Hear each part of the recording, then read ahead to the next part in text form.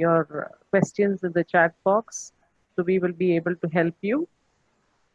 If the session has to go uninterrupted, I need the participants to keep yourself muted because we have experts who are going to present to you. So this is to honor them. So we start the program. So good afternoon to one and all who have gathered or participated in the today's webinar organized by the Madras Medical Mission College of Nursing on the interventional approaches for pediatric care in pandemic, organized by the Child Health Nursing Department of the Madras Medical Mission College of Nursing. So at the outset, I would like to welcome the speakers and all the participants who have already joined in on time. I appreciate you, and those who are yet to join. So as we begin, technology is not in our hands, so we'll just commit ourselves with a word of prayer. Father God, we commit this session into thy mighty hands. Lord, as the word is anxious about the situation of pandemic COVID-19, but here we, O Lord, commit each one of us into thy mighty hands, who have been blessed so far, not because we are great, but it's by your grace. We acknowledge that and we thank you for what you are. Today, as we present, we commit the speakers and the participants into thy mighty hands. Take control of the technology and the situation as we share our knowledge. We commit this time of sharing into thy mighty hands. Guard us, guide us, and protect us. In your precious name we pray. Amen. On behalf of the Madras Medical Mission College of Nursing, I would like to welcome our speakers for today, especially Dr. Jimmy, who is so familiar to us. Thank you, sir, for being with us. And also Dr. Neelakandan, who is here with us. Thank you for accepting our invitation and to spend time with us. So I will hand over the session to Zealous, who's the HOD of the Child Health Nursing Department, to give the welcome address. Followed by that, the speakers can take over. Thank you. Good afternoon. Yes, ma'am. Yeah. Good afternoon, everyone. Welcome to this webinar and thank you for taking time out and joining with us today. Now we have two eminent speakers with us. I am pleased to introduce our first speaker of the session, Dr. S. Jahandar S. Kodabak, Senior Surgeon. He completed his MBBS in 1988 from BJ Medical College, Pune, and in 1992 to 94, he did MS General Surgery from Dr. TMA Roy Rotary College, Wenlock Hospital. He is the gold medalist in MS General Surgery. From 1995 to 97, he did MCH Pediatric Surgery at Mumbai KEM Hospital. For the last 20 years, he is practicing as a freelancer surgeon at various hospitals in Chennai, such as Julian Nursing Home, Shepherd Hospital, Murari Hospital, St. Anne's Hospital, Aruldas Hospital, Aishwarya Hospital, Noor Hospital, and NRV Hospital, etc. Sir, your presence made us happy, and kindly accept our e-bouquet, sir. E-bouquet. Screen sharing, Mahalakshmi.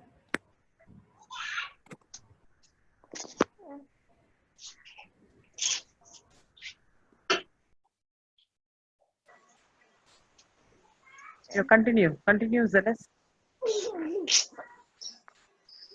And next, now I am also glad to introduce our second speaker of the session, Dr. S. Neelakandan, Senior Assistant Professor, Institute of Mental Health, Madras Medical College. In the year 1992, he completed his MBBS from Madurai Kamaraj University. He did DCI General Surgery at Tanjavur Medical College in 1999. And he, 2013 to 2016, he did MD Psychiatry at Madras Medical College. He was honored with Dr. BRS Award for Non-Teaching Institutions at State Conference of Indian Academy of Pediatrics in 2001.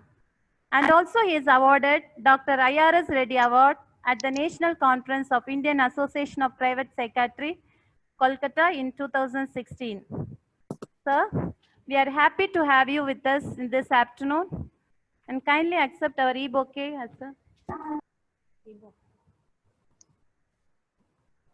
Thank you. Thank you. sir. Accept your e-bouquet, sir. Thank you, ma'am. Thank you, sir.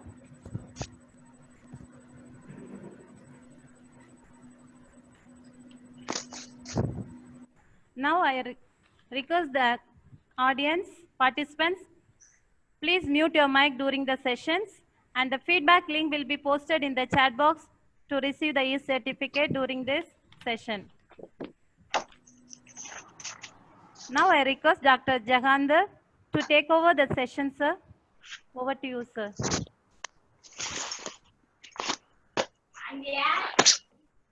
அம்மா இங்க சாப்பிடாத.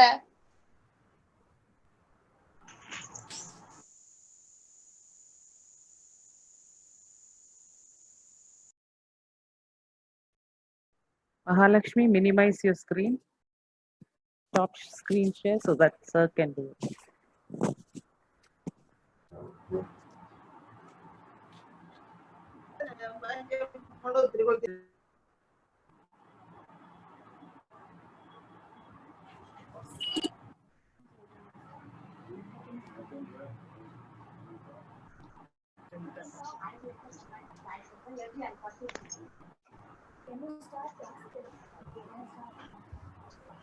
Thank you so much.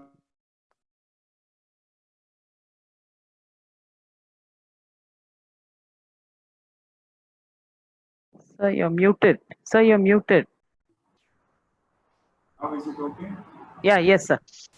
To begin with, I would like to thank Madam Roshni for inviting me for this webinar, and also Madam Jarvis, who has kindly called me around here. So you're not audible. Sir, little closer to the mic. You're not audible. Calling me for this webinar. Yes, Is it sir. okay? Yes, sir. Yes, sir. And to share some experiences with you for what we have learned during this particular period. Now I would like to talk about the approach to a child or even an adult in pre-operative, intraoperative, and the surgical post-operative periods during this particular COVID era. So let me begin.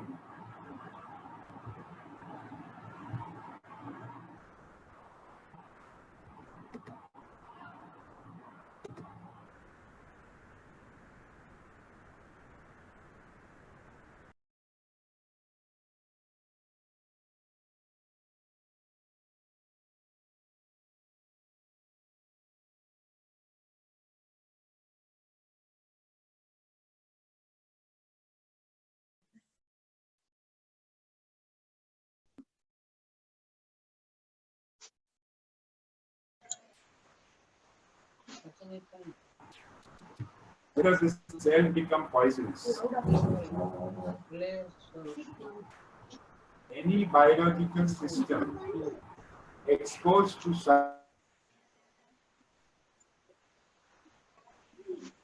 ராஜா எனக்கு class நடக்குது நீனே போய் போட்டுக்கிறேன். Participants, kindly keep yourself muted, please.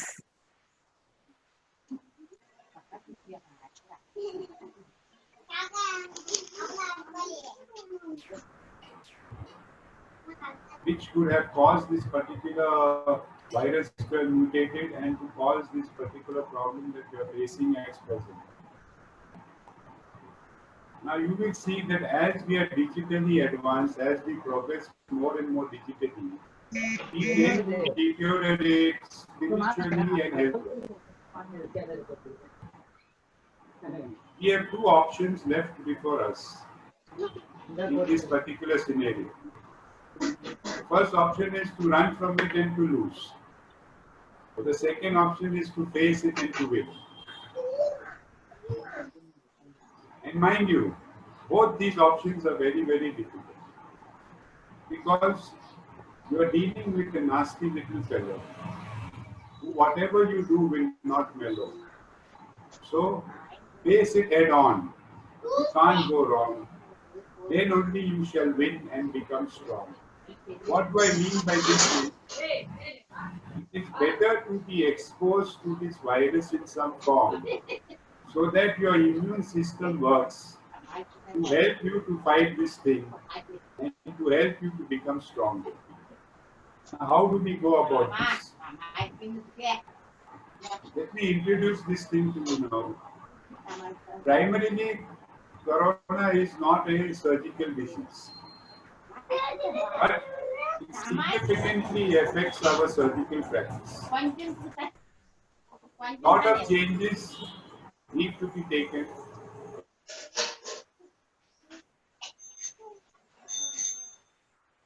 Especially giving up a carefree attitude.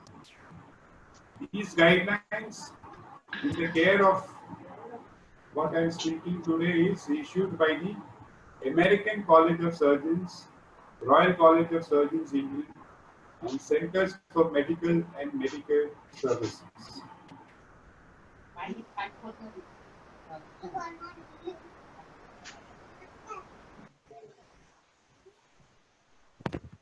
Sir, your PPT is not visible, sir. Excuse me, sir. Sir?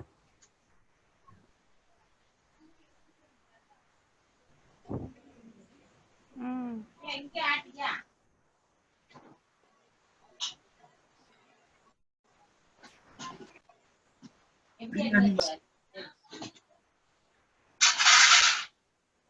Coming to the main thing,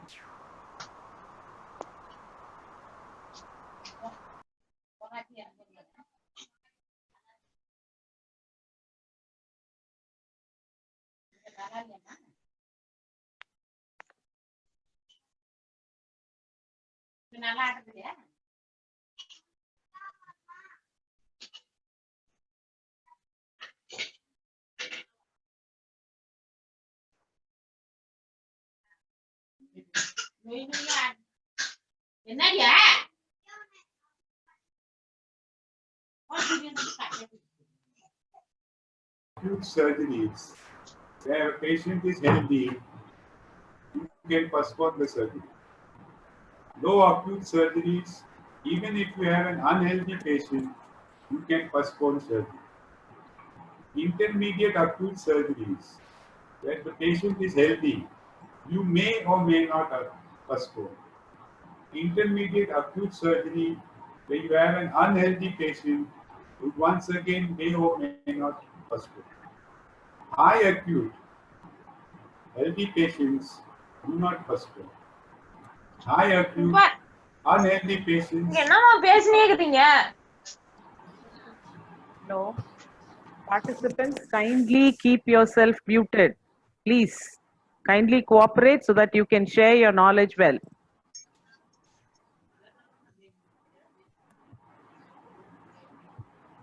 All of you, please check if you have kept yourself muted. Thank you. Sorry, sir, for interrupting. No, it's okay.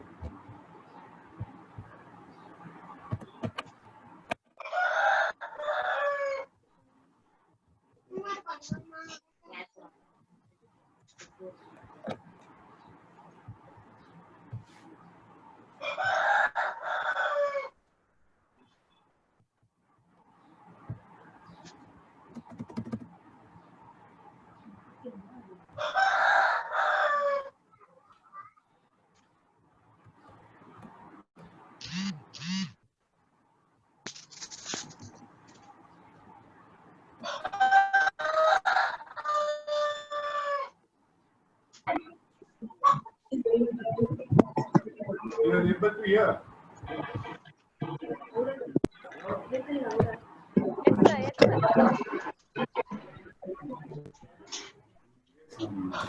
Next.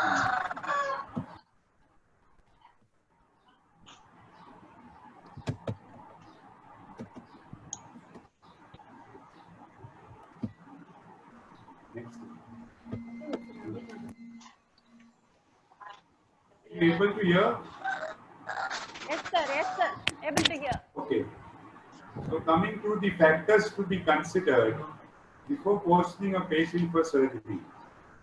What are the current or projected COVID cases in your locality? What are the current projected COVID cases in the hospital? What is the urgency of the procedure? Type of procedure. The staff availability, whether the screening of workers, testing, quarantine has been done or not, and non-shifting from COVID to non-COVID zones. What is the bed availability in the ward and the ICU? What is the exact health of the patient and whether he or she has undergone the COVID test, PT-PCR test? What is the health of the attending staff, the ground staff, the ambulance workers, the attending doctors, the surgeons and the anesthetists? Support systems. If the workload has become too high, then you need mentors, peers, colleagues to join in with the treatment. You should look out for signs and symptoms of stress, fatigue, burnout in all the health workers. You should be able to take breaks to recharge yourself between shift duties. Importance of retired surgeons, trainee surgeons, giving them temporary registrations and re-employment. What is the workforce protection that you have made available, like the PPEs, the masks, the different types of masks are available, the FFP3, FFP2, N95 masks, the gloves and the goggles, and the face shields. Next is the ventilator availability. Are you well equipped with ventilators? Next, and not the least and very important, is the possibility of a patient contracting this particular disease while in the hospital after has undergone a surgical procedure. This is a very important medical legal problem which we can face in the near future or which we may have already faced. Next, the pre-operative measures, it includes the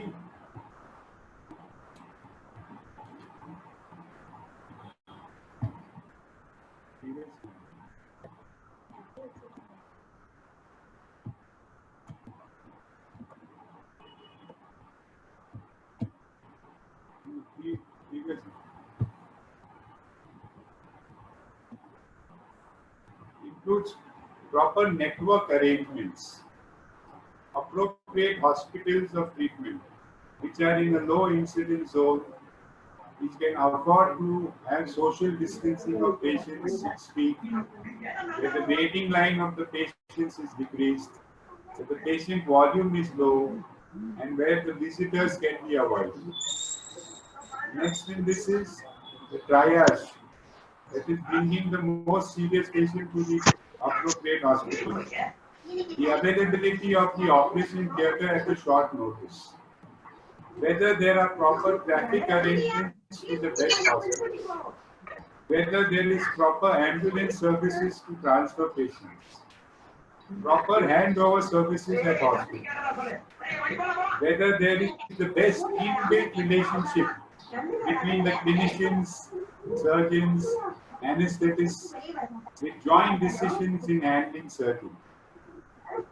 Most experienced team member should undergo and perform the surgical procedure. All emergency cases should be treated first. Discuss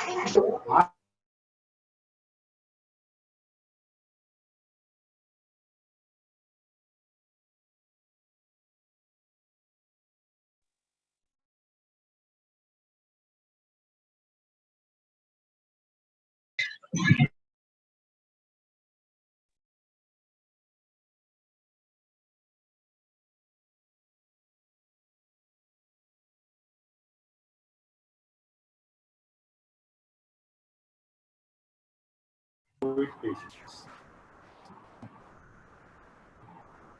Now the practical measures which we follow during surgery As we always do, the patient should be tested for COVID-19. You cannot perform surgery in a patient who has not been tested. Unless it is a dire emergency and the hospital allows it, you cannot do this. So you have to test each and every patient for COVID-19 as a protocol. Consent form signing. This is important. It should be mentioned. The possibility of patient getting COVID even after surgery is also possible. Should include all the risks of COVID-19 exposure. All essential staffs to participate during surgery, they should not be exchanged from one theatre to the other. See that there is a negative pressure room, negative pressure chambers for intubation and extubation. Use PPEs, face shields, gloves and masks during every procedure.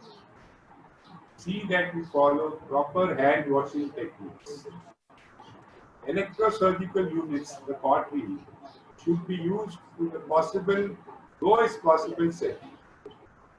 Use of monopolar electrosurgical unit, ultrasound dissection, advanced bipolar devices should be minimized because they help in spreading aerosols. Use of monopolar diathermy pencils with smoke evacuators. Use small incisions. Carbon dioxide insufficient pressure should be kept to a minimum when you are doing laparoscopic procedures. Use of ultrafiltration systems. Safely evacuate all pneumoperitoneum in laparoscopic patients. Proper shifting of patients once surgery is over. Properly wash the theatre and after surgery using hypochlorite and Lysol solutions. Proper washing of all surgical instruments using betadine and Sidex solutions. Coming to the post-op care of the patient, it will be classified into 5 groups. The first is the routine care, especially if there is an increase in surgical cases, then you need a rotatory system of surgeons to manage the patient. You should also consider the surgeon or the doctor themselves being sick during this particular period of treatment. Consider a rotation system for patient care to bring out the best outcome of result in your patient. Consider specialists for care after specialized operation. It need not be just the duty doctor. It should also be the specialist who handles the patient after the surgery is over. Coming to the ICU care, treatment of the patient shifted to ICU after surgery is a team responsibility, coordinated and disciplined efforts. You just can't shift the patient to the ICU and forget all about the patient. No, there should be a complete disciplined, coordinated team effort. Surgeons should work in tandem with the ICU staffs. They should be on call. They should be able to take phone calls. They should be able to monitor patient side, all between the staff and the surgeon. Handing over, verbal handing over of the patient between the two teams is also very important. These decision makings follow the NICE, the National Institute of Health and Care Excellence. Next is the outpatient clinic. Once surgery is over, patient goes home. Patient is called to the outpatient clinic. You can use virtual clinics to outreach operated patients to help infection control. Face-to-face review is done only if necessary. Address outcomes of surgery, complications, what part is to be followed, and what actions are to be taken.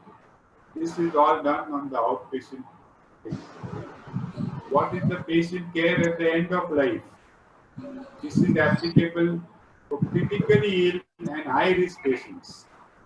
Surgery may or may not improve the life of the patient, or the quality, or the quantity. So you should always provide alternative sources of treatment beforehand in discussion with the relatives. Help the relatives to develop realistic expectations from this treatment. Develop care plans in a patient who does not respond to this treatment. Suppose surgery has failed. We learn to develop advanced care plans, palliative care plans to help the patient respond. Determine end of life option. Now you are sure the patient is not going to survive. You determine the options that are left and you seek to ascertain the patient's wishes, preferences, and beliefs. Honor every patient's request.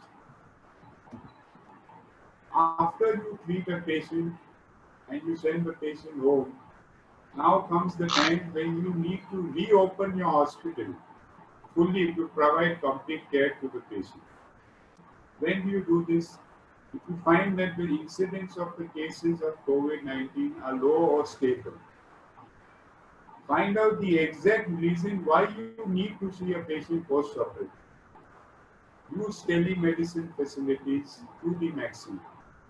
The drawback here is the patient to doctor contact is lost. Offer other COVID-19 healthcare facilities to the patient if need be. Assess earliest response to sudden surge. You will find that suddenly the cases have suddenly started increasing again. Then you should be able to respond to the sudden surge.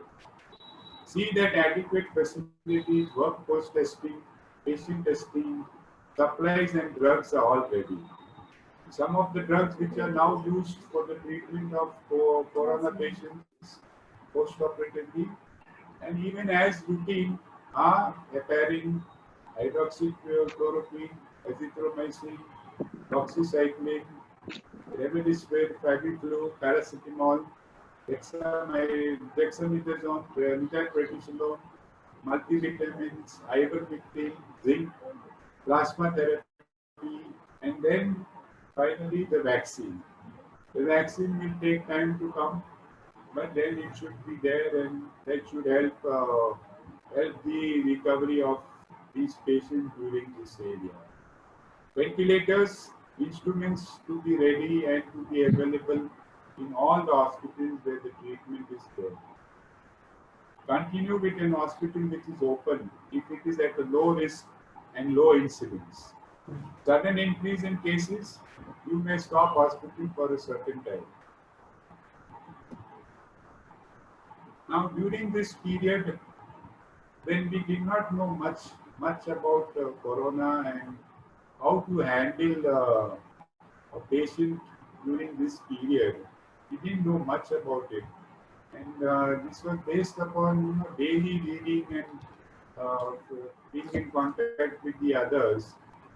We base our experience in these 4 months of what we have done in practice. Well, I have operated around 75 patients in the last 4 months, of which there were 40 adults and 35 pediatric cases. 70 of these patients were COVID negative. 5 patients tested COVID positive initially, but they were for routine planned surgeries. So we did not perform them until they were COVID negative. The hospital settings that we used were 2 hospitals with basic facilities, 1 ventilator in each hospital. We found that there were no COVID cases in either of the hospitals. Excuse me, sir. Sir? Yes. Sir, your voice is not audible, sir. Sir? Yes. Can you hear me now? Little louder to speak, sir. Can you hear me? Yes, sir. Hello? Yes. Can you hear me? Yes, sir. Yeah. Found that there were no COVID cases in either of these hospitals at the time of surgery or post-operative. The area in which we performed surgeries was Perambur and Yerkhancheri. We had the same team, myself the surgeon, my anesthetist Dr. Aila, and my assistant Sister Madhivardhini, who finished the MSc nursing, and another assistant as per availability. We had ward nurses as per rotation, and during surgery, before and after to take care of the patient. All these people were asymptomatic before we did any particular surgery. 5 cases we operated under general anesthesia. The rest we did under regional anesthesia. During each procedure, whether it was local or whether it was under anesthesia, we all wore PPE, masks, gloves, goggles for all the cases. We found our recovery period to be more or less the same. Within 2 days, we had our patient discharged. Only one patient after 7 days because of delayed initiation of treatment. And one patient died because he had come in a very advanced stage of sickness, but it was not non-COVID related. Post-surgical, we used to disinfect the ward, the ICU, and the operation theatre. There was very minimal patient to patient, even visitor to patient contact. Follow-up in OPD as per schedule and on appointment. Our regime was to make all the patients have a bath before coming in for dressing. Basic sanitation on arrival. They had to disinfect their hands. They had to wear their masks, maintain social distancing, and come in for the dressing. After dressing was done, proper sanitization and disposable of waste as per guidelines. So, as per my experience and as per what is going on in the world at present, I think this would sum up what needs to be done for a pediatric patient who comes in for surgery during this particular period. How long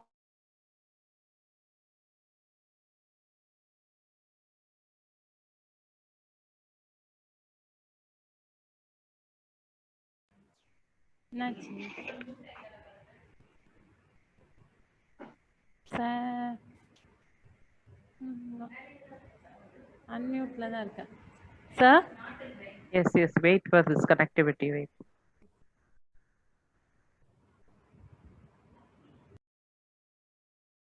How long this period is going to last, whether it will be there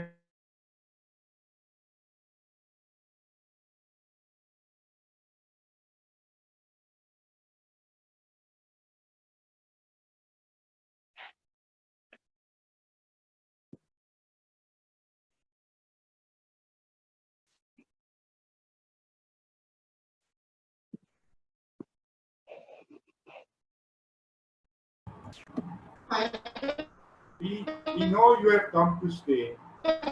Torture us in every way. Now see, Corona is going to be here like typhoid, like leptospirosis, tuberculosis. It's here. It's come to stay with us. It's going to torture us like all the other cities. In some sort of way possible. But we too are determined to learn day after day. To keep you low and out of the fray. You may think we are cowards and you have the might, but I assure you, we won't give up without a fight. So in conclusion, thank you once again, and I hope that you have liked this particular webinar and have gained some knowledge from this. Thank you very much. Thank you, madam. Thank you, sir. We'll reserve the questions for the last. So may I request Dr. Neelakandan to take over.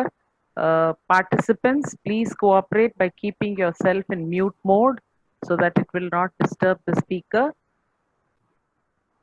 And if you have any questions, kindly post it in the chat box so the experts can answer you at the end of the session. Thank you for your cooperation.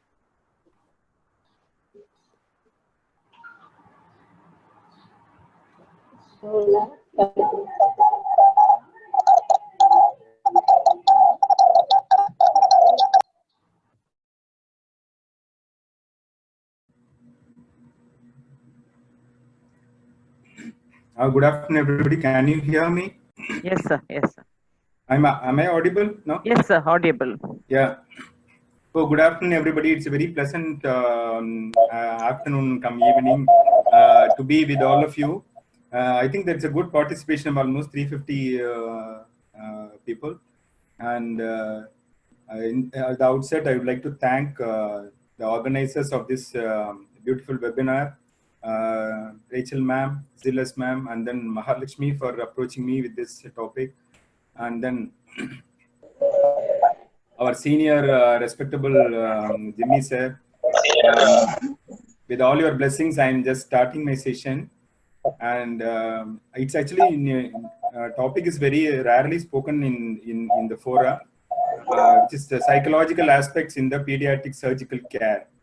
So we all feel like whenever a child is subjected to a surgical procedure or even a invasive procedure in a medical setting, we all feel, even the treating physicians, the treating team of nurses, and the parents, the family, everybody gets a higher level of anxiety, fear, apprehension. So more so in this COVID situation, and fortunately, children are spared a lot compared to the adults and the extremes of geriatric population. And I'll take you through the outline and overview of my presentation. Is like I'll just introduce you how important is our surgical. Hello, hi. Am I audible? Hello. Yes, sir, you're audible, sir. Yes. Yeah, we'll go through introduction and developmental considerations, because each child is different, is unique, and each child is a growing individual. So it will not be like, so through their milestones, they'll be having different perspectives and different understandings, different maturity in life. So we need to understand first the developmental trajectories, so that we can promptly apply all those things to interact with them. And then the family dynamics and the parental concerns are very much important.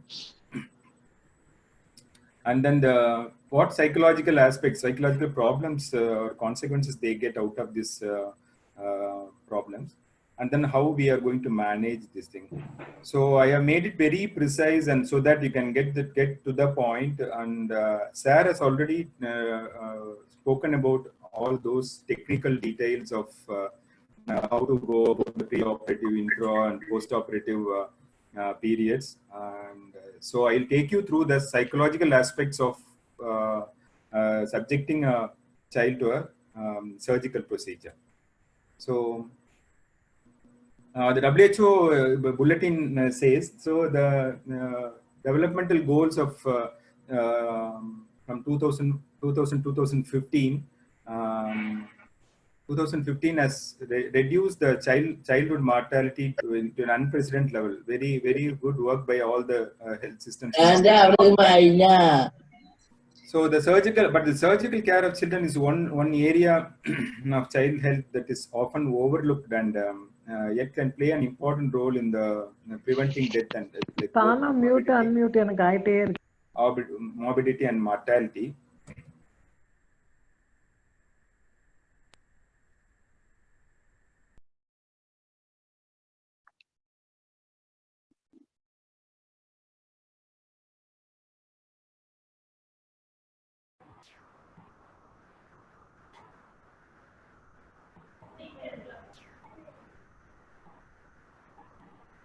Sir, you'll have to unmute yourself.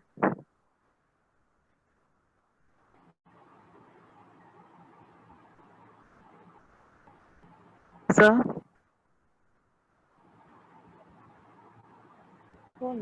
Sir, you have to unmute yourself, sir.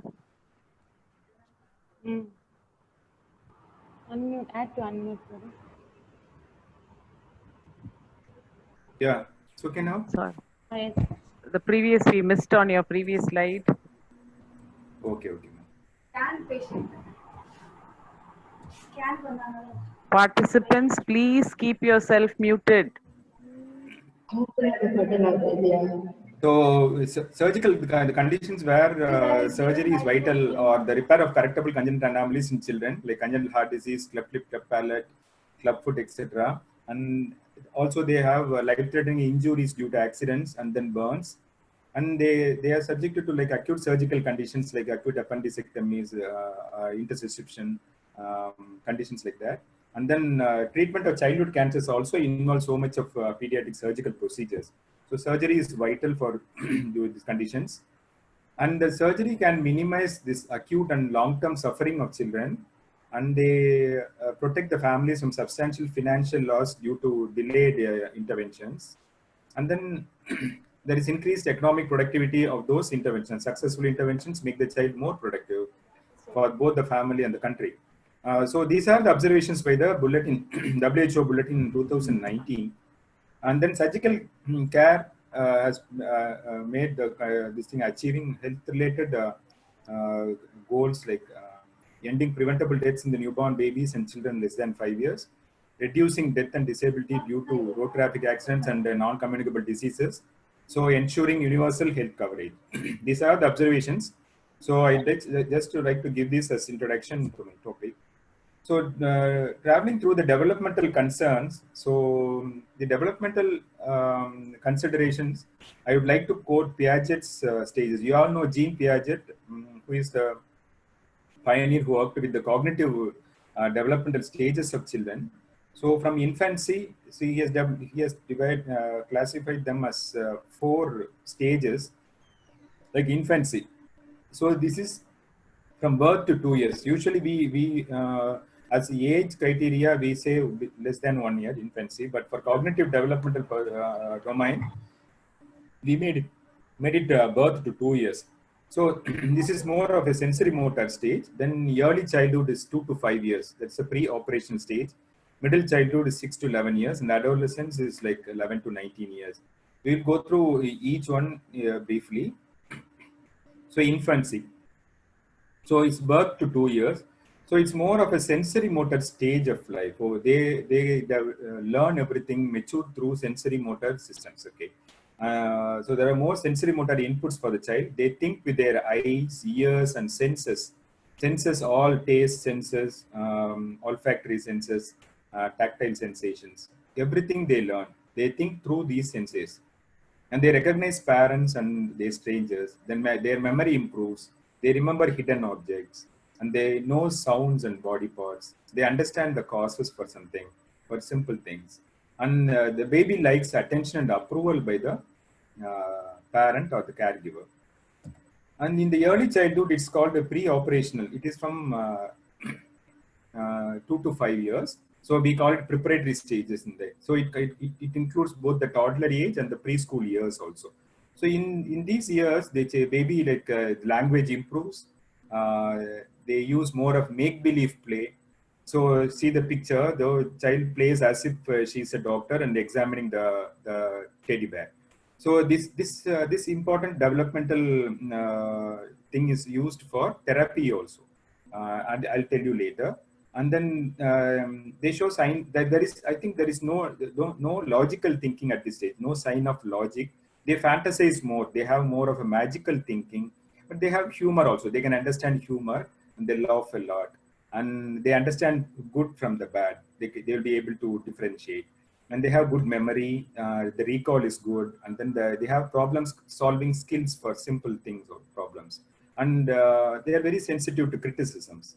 And they can understand empathy. They can understand what other people feel, how other people suffer, like that.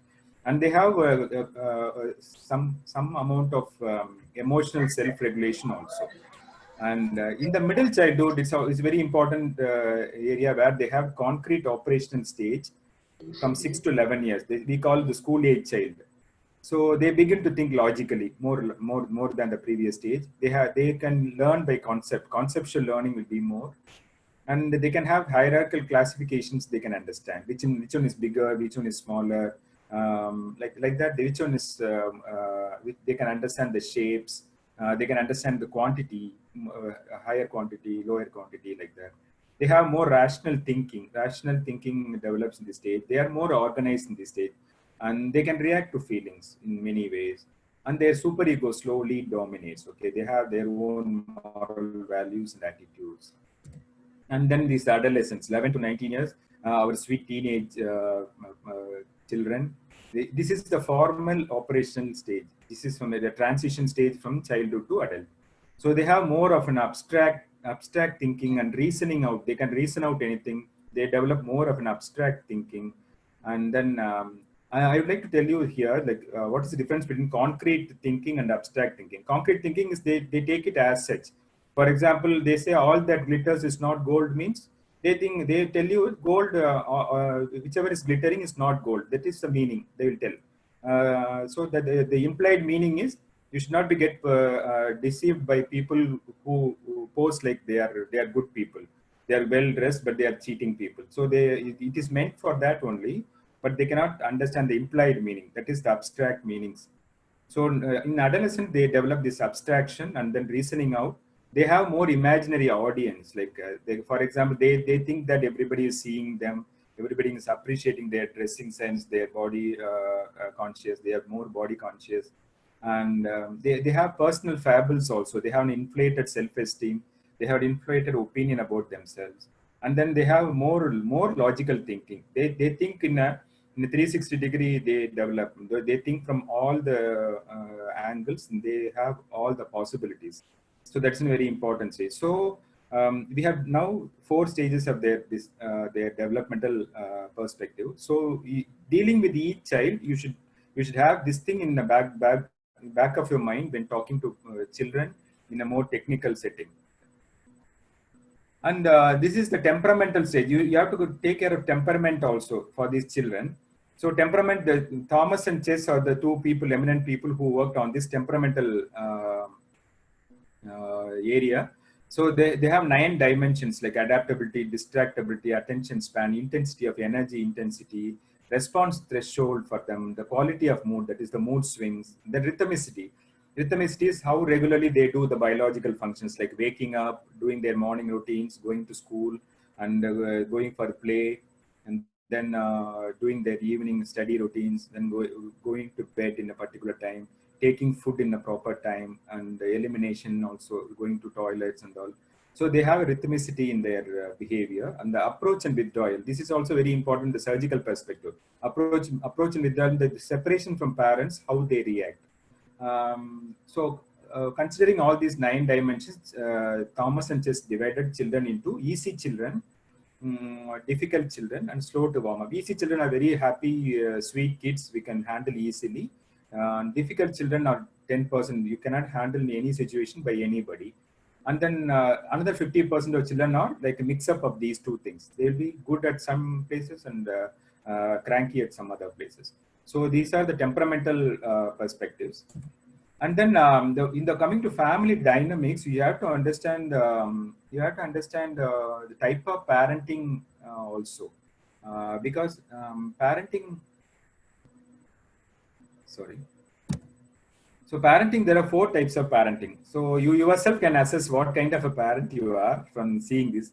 So one is authoritative parent. So two things are important here. One is what you demand from the child. That is what disciplinary action or what achievements you want the child to make. That is what your demands. And then how supportive, how responsive you are you to your child's needs. The child needs are like love, concern, spending quality time with them, playing with them. These are all the needs of the child. So how supportive you are or how responsive you are to the child. So a balanced authoritative parent should be like, they should be demanding also, like discipline, education, health. You should be demanding as well as you should be supportive to the child. So these should be like balanced. Like you see here, this kind of a parent is highly demanding and highly supportive. And then another kind of parent is authoritarian parent. Authoritarian parents highly demanding and they are not supportive to the child. They only demand everything, but they don't listen to the child.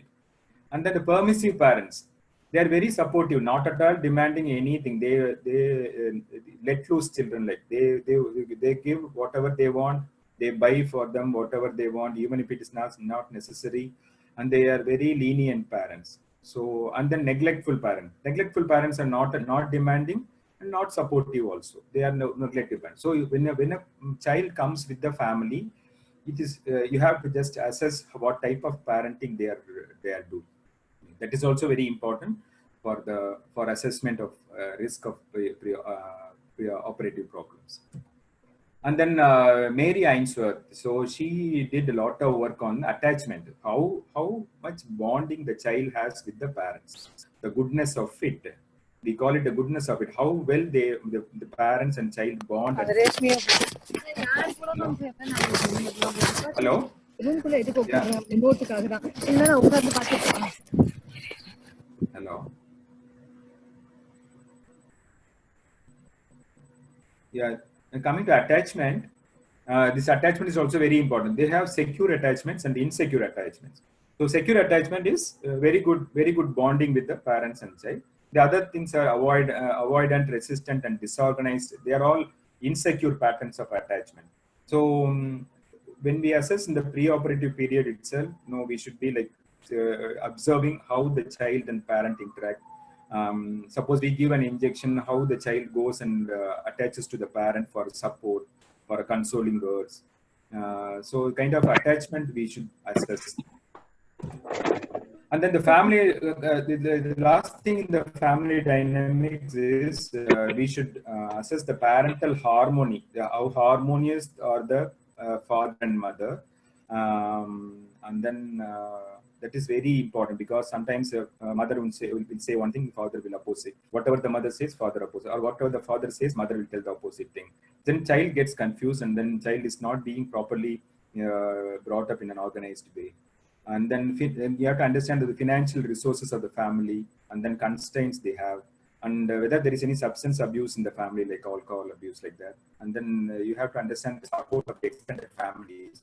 So when child is getting admitted, you should like observe overall visiting the child, like the extended family, aunts, uncles, grandparents, how the child interacts with them, how the parents interact with them, how supportive they are. And then the coping skills in the families. For example, like you can just casually ask is there any previous surgery, if there are previous admissions for anybody in the family, how they have gone through that admission. Then the resilience pattern. Any adversity happened in the family, how they got back on track, how they became normal after that. This kind of information we need to assess the psychological aspect. So these are all the psychological aspects or psychological problems the child and the family get. This are all for the child. The main thing is, most important thing is the pre-operative anxiety. They can get a higher level of anxiety to the extent that they can get a undue tachycardia. They can even go to the extent of having a premature ventricular contractions. And depression. The child becomes more apathetic and withdrawn. And then there are behavior disturbances, irritability, shouting, crying, and then eating problem. They don't take food well. That is going to affect their recovery during the convalescence period. And then sleep disturbances, and then they get into nightmares, and they get into new onset enuresis. All these last three things can occur in the pre-operative as well as post-operative periods. And then the adverse other outcomes, or they have adverse so what all these will cause to the child in a psychological and the physiological perspectives.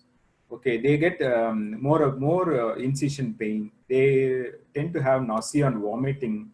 That is going to complicate the surgical during the surgery, pre-operative as well as post-operative period. They are prone for aspirations also. So there are increased heart rate, premature ventricular contractions, arrhythmias, then difficult induction of anesthesia. So these are all going to complicate the process. And then the neuroendocrine changes, these are all well researched neuroendocrine changes they have increased serum cortisol levels, increased epinephrine, growth hormone, and the corticotropin, all counter-regulatory hormones of stress. And then they have increased NK cell activity. These are all going to interfere with the healing process, the pain perception, pain management, and then the healing, and the longer time to take for recovery. And so these are all the previous, these are all the acute problems. There's a short-term problems during the immediate pre-operative, intraoperative, as well as the immediate post-operative period, say for example up to 2 weeks. Then what are the long-term problems, like what they get after 2 weeks of surgery. So these are all the post-op. These are researched in detail by Kane et al., the anesthesiologist from Canada. So they gave this chart. I'll explain you this 2 weeks. But say they have assessed the child at 2 weeks, 6 months, and 1 year. And so they develop all these things like separation anxiety during separation from the mother or parent, and then general anxiety. It's like a free floating anxiety in all areas. They have eating disturbances, frequent vomitings, picky eating, reduced appetite, everything. They have apathy and withdrawal, which could be signs of childhood depression. And then they have sleep anxiety. They have difficulty in falling into sleep, like the initiation of sleep and the maintenance of sleep also. And then they have aggression towards authority. So they behave in a different manner, aggressive manner towards authority figures like teachers, their physical education masters, their doctors. Hello.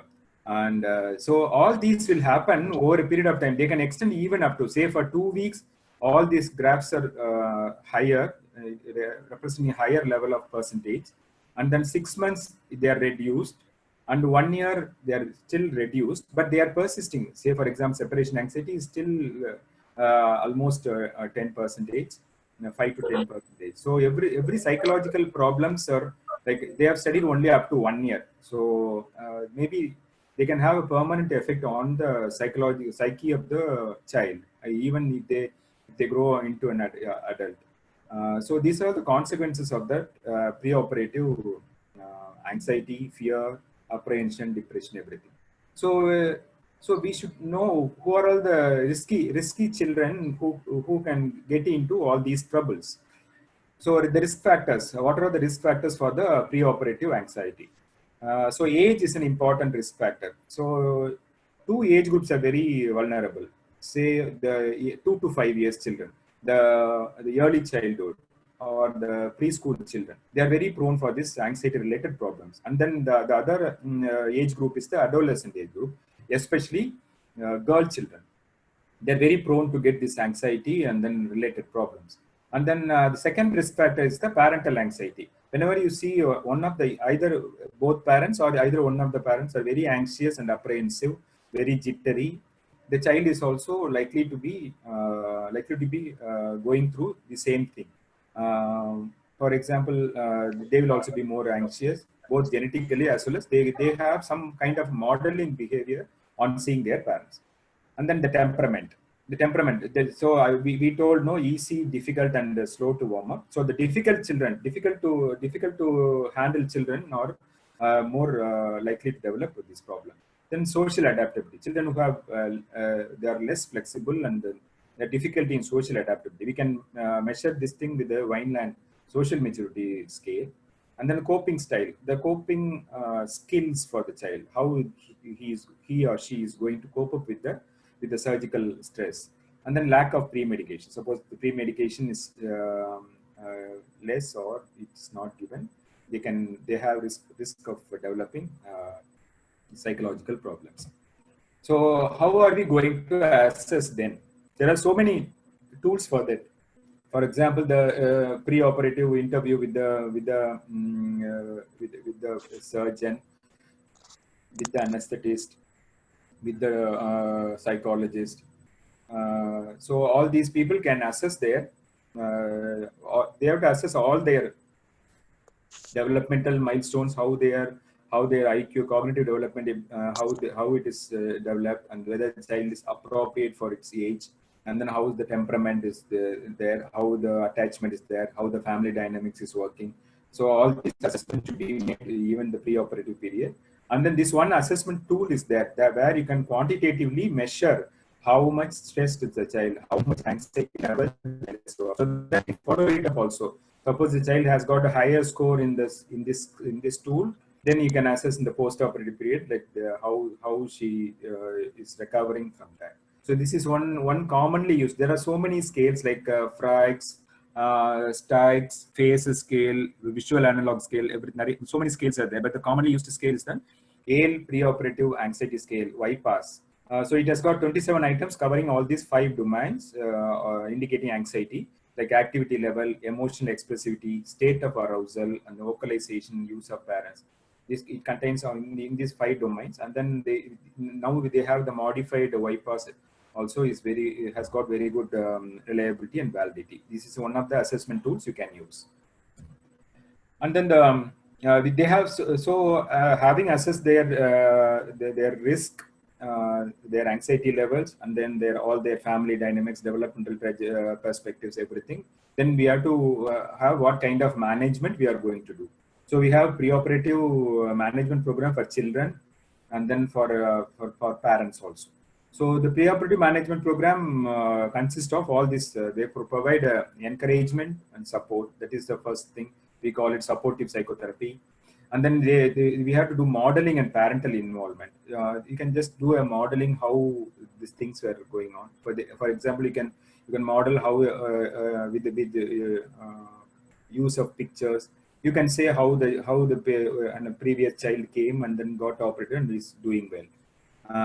Then we can give coping skills instructions. You can say how you can relax yourself, how you can understand the procedure, and how well many patients become after this procedure. What are all the difficulties the child is facing now, and then what are all the remedies the child is going to get out of this procedure. Kind of coping skills instruction you can give. And play therapy. This is what I was telling during the so they have kind of make-believe play. They play as if they are doctors. They play as if they are teachers. Boys used to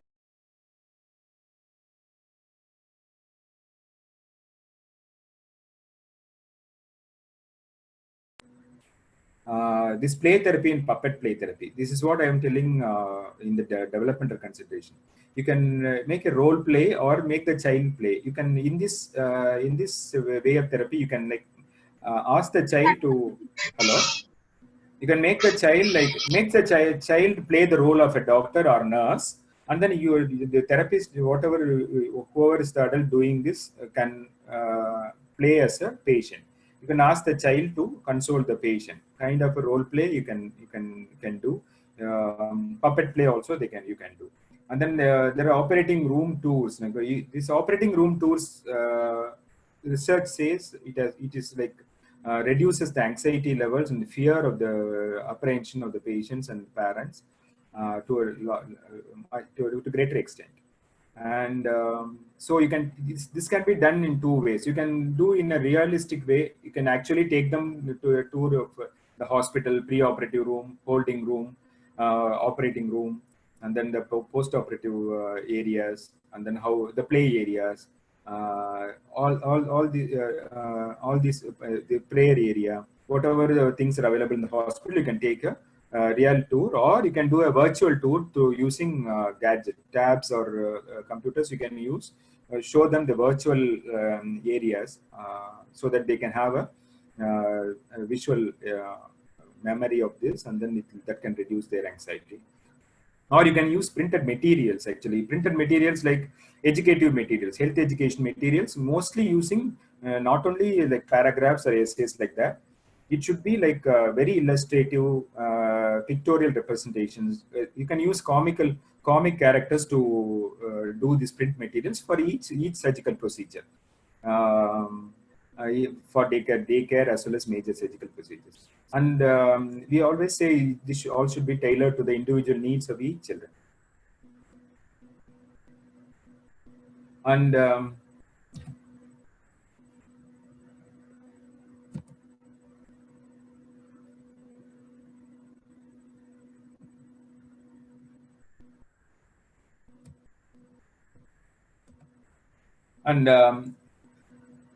this is very useful for children who are 6 years or older. They benefit most from these interventions. And if they timing is also very important. If they participate in the program, before 5 to 7 days prior to the surgery. That's very useful actually. And then, but the day prior to surgery is not an apt time to do that. So some centers do this when they admit for the previous day for the surgery, and that is not that useful for these children. So it should be at least done 1 week prior to the fixed date of surgery. The other interventions are all these intervention methods have very good research evidence based. They are very good evidence based, and they have very good research backup. And the perioperative music is very important. The music, actually, we all know all the dental clinics have music systems to reduce it. It will reduce the pain perceptions of them. Music actually takes your mind off that pain perception. It reduces your the pain sensation, reduces your anxiety, calms you down, makes you more more comfortable for any painful procedures.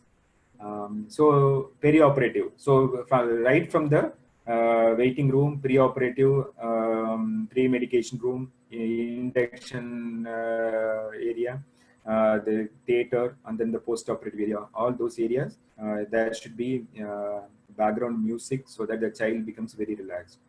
So this has also been proven. And reduce sensory stimuli. So you should reduce the sensory stimuli to as much as possible. So the Cohen et al. Actually they researched that.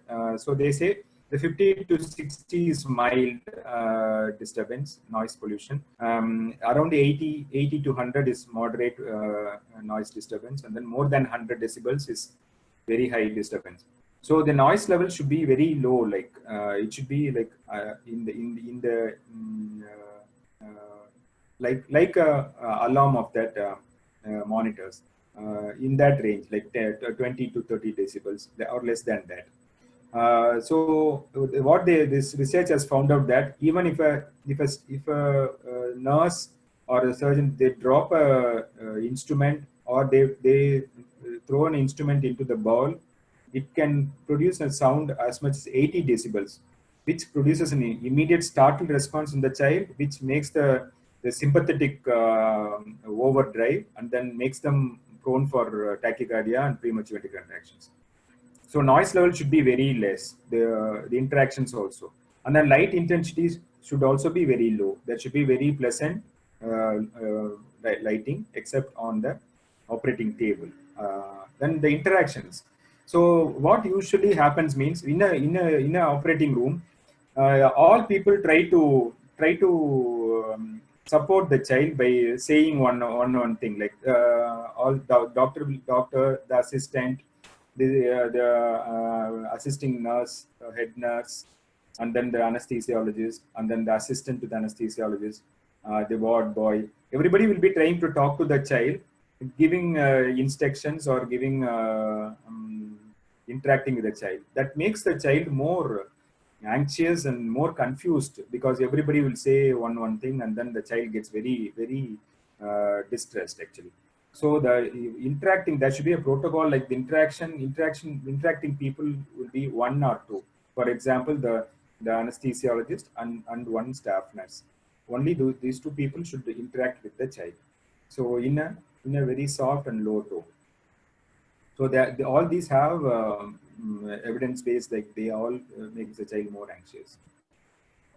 And then coming to the preparation program for parents. So we all know, like, mothers are more prone to anxiety and apprehension. I think you will all agree with me. Naturally, mothers' instincts are very noble. At the same time, they become very anxious and apprehensive when something happens to the child, or they develop apprehension about whether my child will go through this successfully, like that. So they should be properly taken care of. Their level of anxiety, whether they are on any psychiatric medications, or whether they, how about their comfort level, everything should be assessed. And then the mother should also be given a preparation program, pre-operative, or like all this, whatever we said for the child, also mother should accompany the child for all these places, like virtual tour, everything. So this should also be done 5 to 7 days prior to that for the best benefits. It could be like any informative videotapes or virtual electronic support can be used. And there is one major thing is like parental presence during induction of anesthesia. Till that induction of anesthesia, the child goes into deeper levels of anesthesia.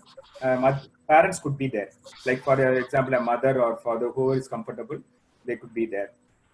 This is called PPIA, parental presence during induction of anesthesia. And this has got some adverse events also happen. Like one of the grandmothers who are willing to be there during induction of anesthesia, she took the child during second stage of anesthesia and ran out. Actually, that is one incident that happened during that research. And then one mother fell down due to vasovagal shock, seeing the baby being sedated and then taken into anesthesia, the mask being kept, and then during the induction. So these kind of things can happen, but the larger this is very useful actually. It reduces anxiety levels in both the child and the parent. And then the preoperative interview. It's one of preoperative interview with the parent. This is one very much researched, very good evidence-based behavioral intervention, where the preoperative interview is like we have to explain to the parent. Actually, we all do during the time of consent, but it should be a little more elaborative, telling about the anesthesia we are going to use, how the child is going to be admitted, what preparations they have to do, what anesthesia they are going to receive, and little about how there is always a thing like how much to tell to them, how much we can reveal to them. But in a way they can understand, in a language they can understand. We should tell them everything. Nothing should be hidden from them. And then we can reassure them also that everything will be taken care of in the by the surgical team. And then so that the parents will also be the overall satisfaction and their anxiety levels will be much better. So this is a summary slide. Like, so we have seen about risk factors and which causes perioperative anxiety, and then the outcomes, what adverse outcomes they can have psychologically as well as clinically.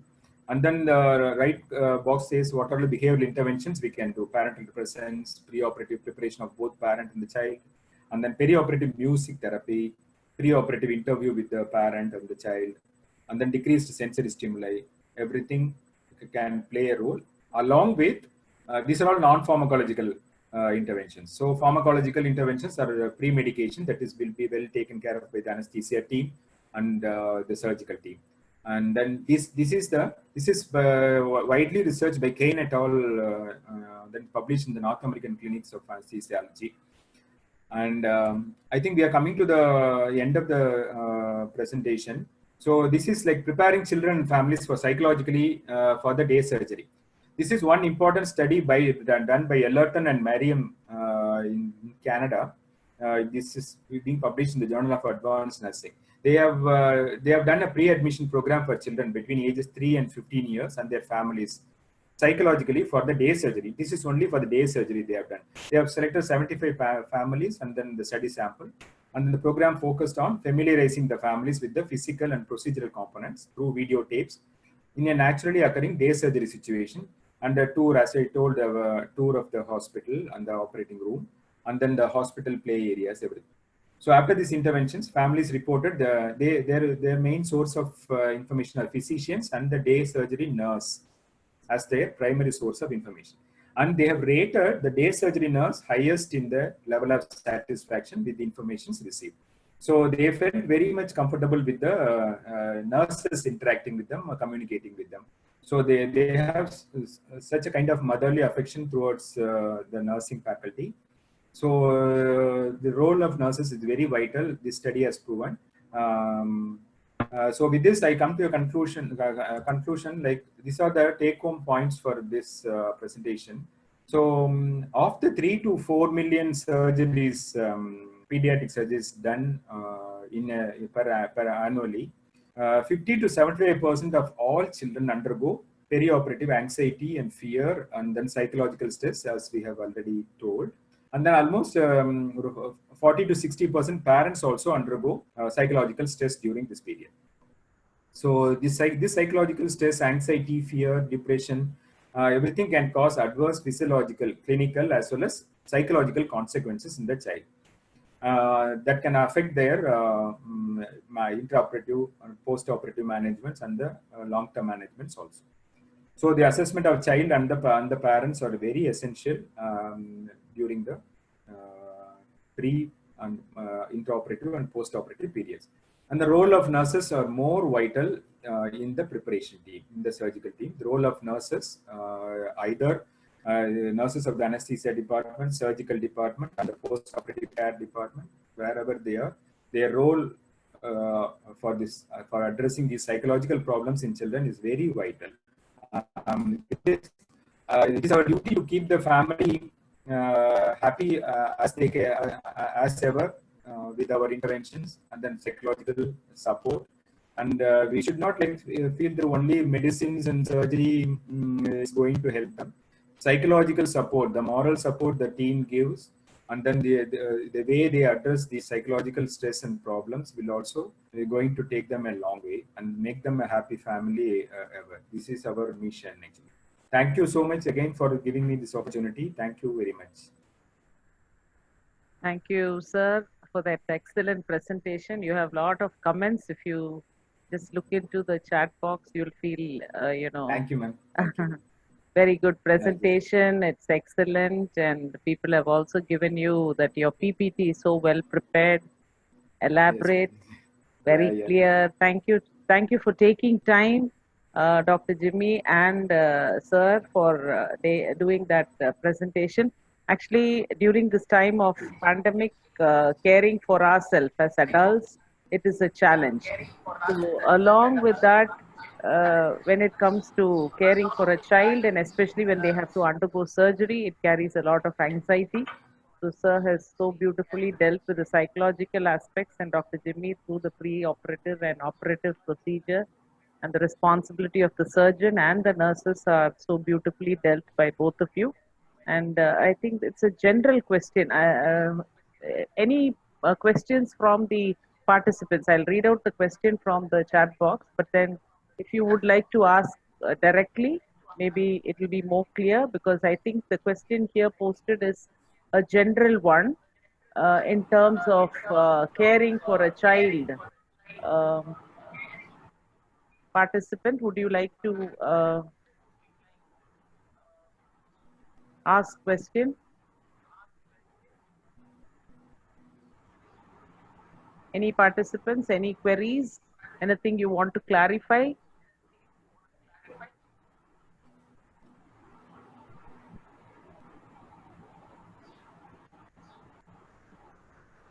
Yeah, there's a question here, how to make the children to obey the parents by commanding or by order or else by advice. I think it's on a parenting tip they want, not related to pandemic. So that is one question. And there was another question as why is it difficult to manage an adolescent child at 14 to 18? Their views are totally different from that of a parent. They take decisions which are not good for their physical and psychological development. What would be the best supportive role of a mother? So probably this mother is a little confused about caring. So we have pediatrician here. So kindly your expertise. Yes, ma'am. Actually, there are two aspects of this this question. Actually, very common problem everybody is facing. For this, you have to understand what I have told me. The developmental perspectives, like what stage of development the child, what is the developmental background, and then you have to assess yourself as what kind of a parent you are. I have told about the 4 kind of parenting. So parents should be not only ordering, commanding, authoritative, more demanding parents. They should be supportive also. So there should be a balance between 3 areas. You can be very demanding, like education, health, and then discipline. These 3 areas only you can command. You should tell them that you are the boss. And then the other areas, like child wants to play something, child wants to spend time with the parents, child wants to take him to somewhere, child wants to go for a walk, for a play, for a friend's house. So kind of child may have so many psychological needs actually. So you have to be responsive also. You have to respond to their needs also. So when there is a give and take between the mother and the child, or the parent and the child, then that will be more mutual thing should be there. And then second thing most of the mothers do is they become more judgmental on whatever the child says. Suppose the child is coming and saying, Mama, this has happened in the school, somebody has done this, some mischievous things they tell like in the playful manner. You should not like jump into judgment and then scold the child at the outset. You should hear the story fully and then respond to the child in a better way, in a very conducive way. So you should not be always be very authoritative, commanding and demanding. I think from the question itself, you are more authoritarian parent, actually more demanding parent. You are not. You should be like very supportive also for the child. Actually, you should think back, and then you should also be have gone through these stages like adolescence. Then you should think how you behaved when your parent imposed some discipline rules in you. So first, when the child gets into adolescence, you should like they have more self-esteem. They are very sensitive to criticisms.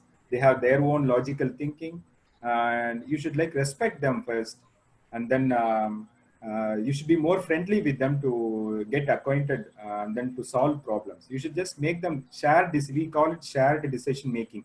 You should sit, discuss with them. You make a shared decision making. Involve them in the decision. You should not like order them to do something. You make them sit. You see. I see this as a problem. What can we do about this? Discuss with them. Take a shared decision. Then it will be very committed on the part of the child. So you should have an approach like that. And then what we all say is, don't advise a child or command your child. Be a good model. You better be a good model for your child. Both parents. Sometimes the mother will be very disciplined, very perfect, but the father may not be like that. So both parents should have synchrony. They should have in a harmonious way. They should impose disciplines. They should be good models for the child. Child is a mirror of the family. It will mirror whatever happens in the family. The child behaves badly means some elder or somebody is being a bad model for the child. So try to correct all these things. Then your child will be a best friend for you.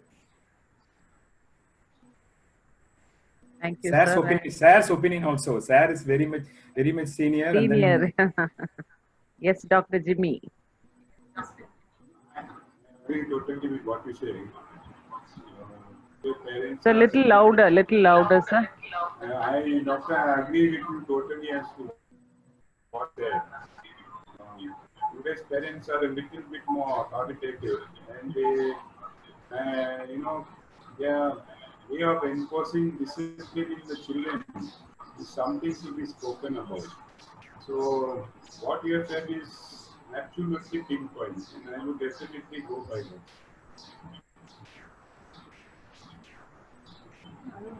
Any questions from the participants?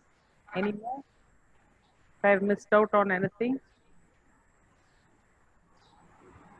The answer to your question is be friendly to an adolescent child, but at the same time firm and loving.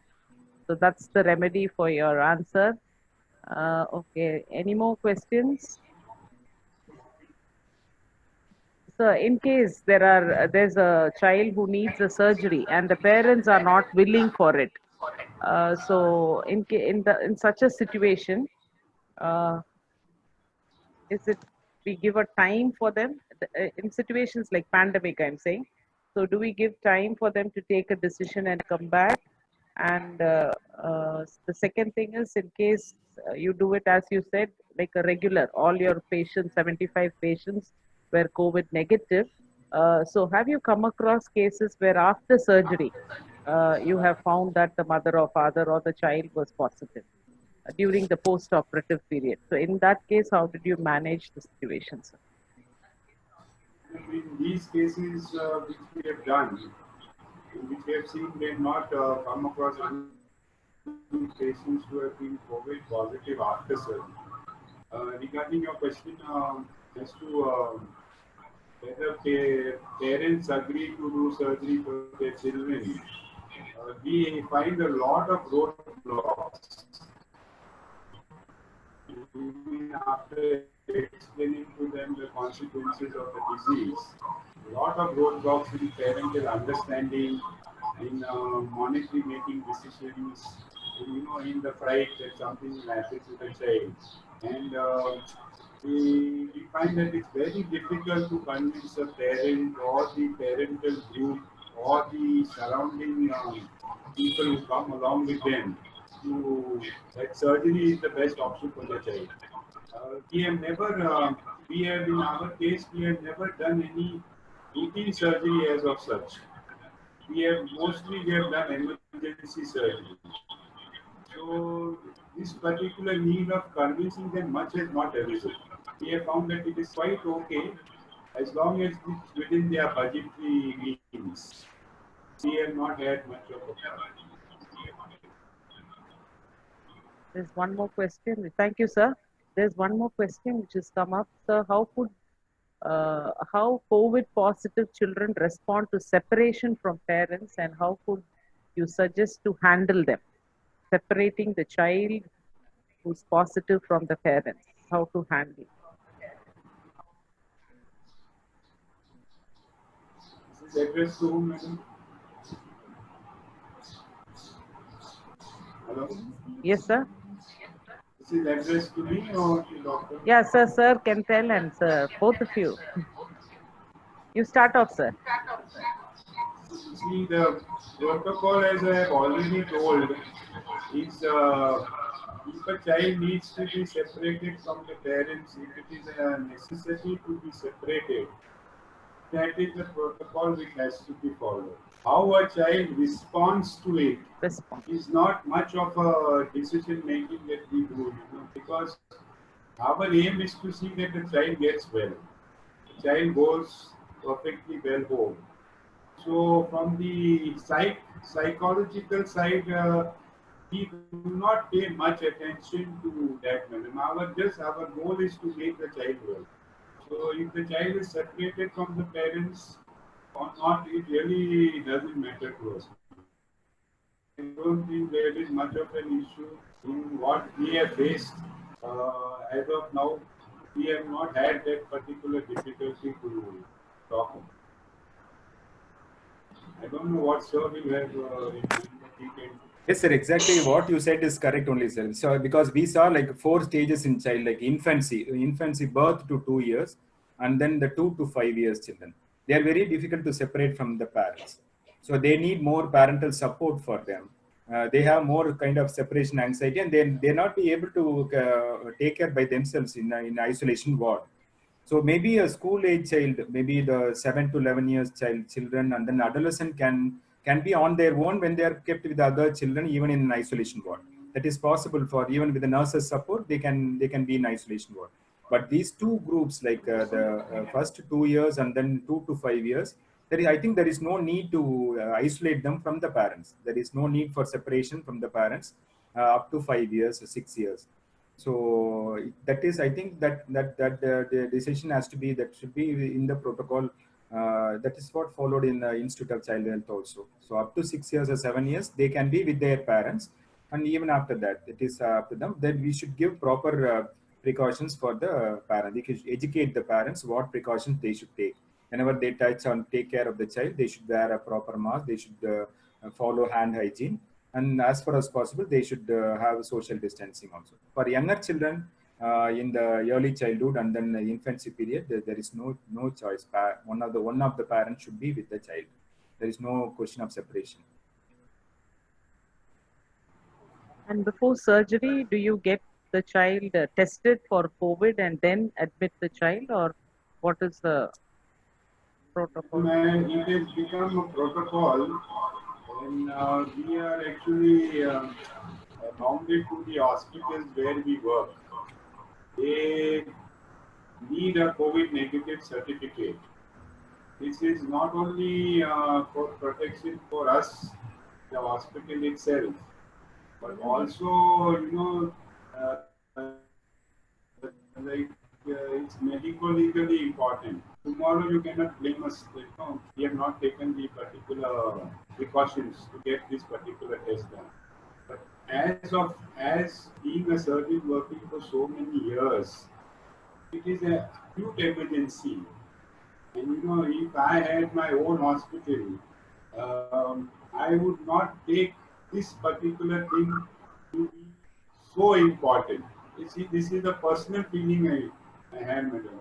Because I feel that if that surgery is going to save the life of the patient, then doing this particular test may not be that important.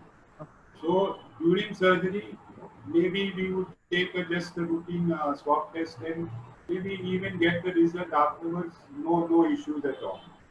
But if it is always better, especially because of the hospital demands, it is necessary to get a COVID negative report. Now, how accurate that report is, that is something else to be talked about. Because how these reports are interpreted by the laboratories and how they, giving these results, that is something that only I think people who are dealing with these things, they will be able to explain better. But what we have seen is that it's necessary to do a get a COVID negative status before attempting surgery. And we also tell the patient that if the child develops it after surgery, then it's not something that we should be blamed for. That is a very important medical legal issue. So usually that situation has not arisen so far in this last this period that we have been operating. We have not had that situation as of present.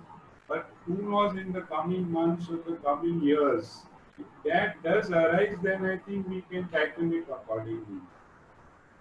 But to answer that question, yes, COVID negative should be a mandatory attempting surgery. Thank you, sir. Thank you for that nice way of answering. Life is more important. So Yes, the yes, priority is the life of the child. If we yes. can wait for the COVID test to be done, we will wait. If not, the priority is the child. Priority is Whether to save the child. Sure. Thank you that for making it clear to the audience. And one more last question, and it's again a general question. Sir, it's quite easy to make it clear to school children and adolescents, but in case of toddlers and preschoolers, it is very difficult, especially confining them in the household. It's been 4 months and the children are literally exhausted being at home. What are the possible measures we can take to keep the toddlers and preschoolers occupied? This is a preschool mother asking a question, probably. Yes, Yeah, yes, all of us ma'am. have that anxiety of taking care of children. Yes, it is And very actually. especially It is when not it only is even. Yeah. people who can't understand, especially children who really want to go to a park and play. So we confine them inside the house and they don't understand how long is it going to go on. We don't have an answer, nor the children. And on the other side, it's the online education. So children are all glued to their, technology. So that is causing anxiety. So every age group children are having this anxiety. So your expert answer, sir, for this. Yes, actually, it's a problem for all human beings. Actually, Yes, being confined within a space is very difficult for anybody, not only children. But from the perspective you are asking, how they are not understanding. Only we think that they are not understanding. But I have a 5-year-old child. Last week I see the child understands that there is a problem with this thing, and then when the child goes out and plays and comes back just in outside the home and then comes back and keeps the ball there. The child told the grandmother that if I keep the ball here, something will happen to my parents. They will get the corona. They will get grandparents will get the infection. The 5-year-old girl is saying when you keep the ball inside the house and on the sofa or teapot without washing it, somebody will get corona. This is they say. Then she started crying and she didn't sleep for a day. So they consulted me. So children were so understanding and they were very, very smart than what we think actually. But to keep them engaged is really a task. But we should do enjoy it actually. One of my doctor friends, what she does it. She after the class is over, she engages them in cooking. So daily she will make them cook some snack like she'll make them bake cake. She'll make them do cookies. she'll make them do pasta like that for 1 or 2 hours evening. Then the mother and the two daughters will do an exercise session. They will put a Zumba video, and the three will dance at least for 41 minutes to 1 hour. They do like this. Then after that, she takes the children into the kitchen for making dinner for the family. So they get engaged after 9 o'clock. After that, they watch a movie. The mother will select one movie, either in a Netflix or Prime Video. They watch a good movie the children can enjoy. But from 9 to 10:30, they watch a movie, and then they all go to bed actually. So she keeps them engaged this way, and then she says she enjoys doing these things. So for keeping them enjoy themselves like engaged in a productive, useful way. And then the mother also has put children in online courses actually, for drawing courses. And one girl is doing a story writing course actually, and she's writing short stories. Like just from the school, she picks up incidents and then writes a story. So she publishes in an online platform. The 7th standard child actually, and then another one is a 4th standard child. So there are so many ways nowadays to keep them engaged in a very positive and productive way actually. But you should also enjoy them. You should not think that they are burdens and then how to take care of them. You should also enjoy doing the same things with them. So I think it is a good thing for the family time actually. Good God-given family time for the whole universe actually. You should know what talents your child has got, and what quality time you can spend with the child. It's really boon actually. I think than a curse. I think it is a boon for all of them. The family can do a prayer together. So many things we can do together in the family time. Actually, it is like boon for us only. I think I have answered your question. Like,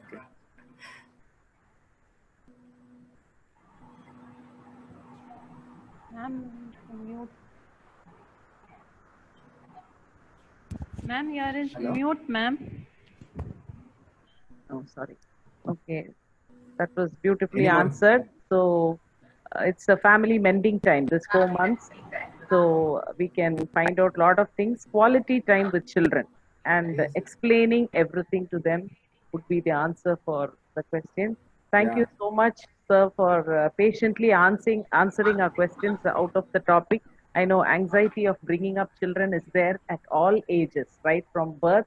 As they grow in every stage of growth and development, we have anxieties and questions. So thank you so much, Dr. Jimmy and Dr. Neelakandan, for answering all our questions. Participants, I hope you have got your feedback forms filled. So within 2 to 3 days, you will have your certificates released. Every day, 100 certificates, each certificate gets released. So if there is any problem, kindly contact us. And I thank the pediatric department for organizing this wonderful webinar to keep us connected with so many people all over. I thank you so much, the department, for organizing one. Over to Mahalakshmi for the vote of thanks. If there's no question from the participants. Yes, Mahalakshmi.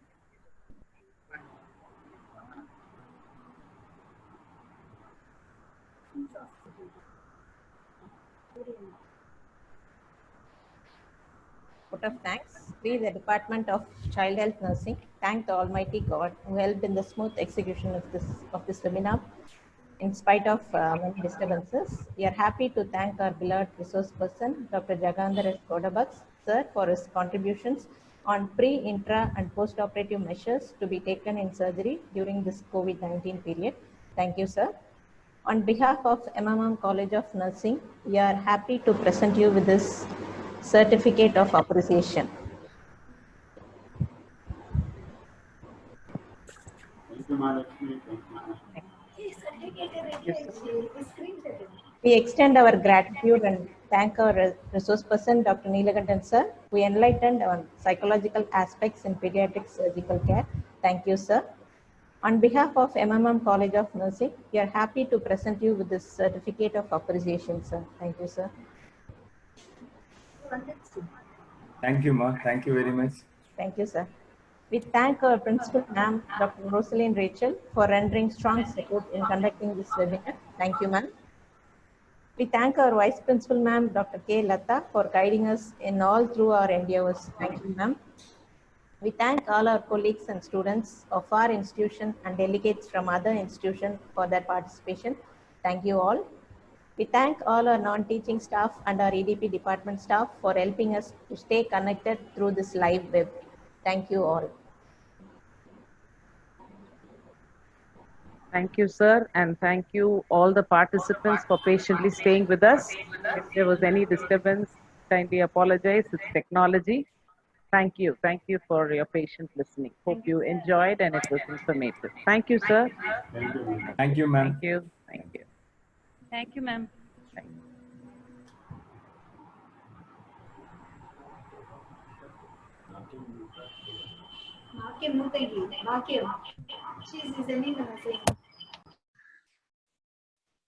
What, Madhyodani?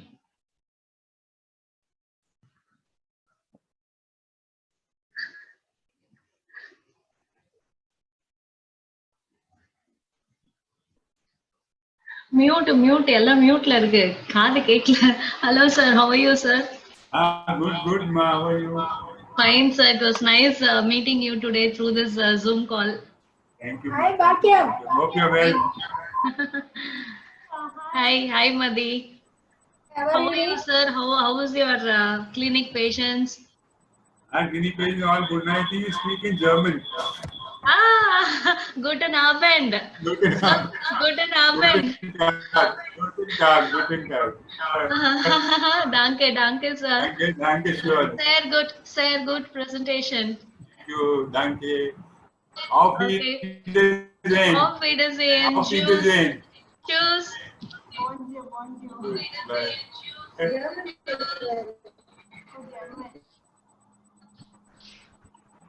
Okay.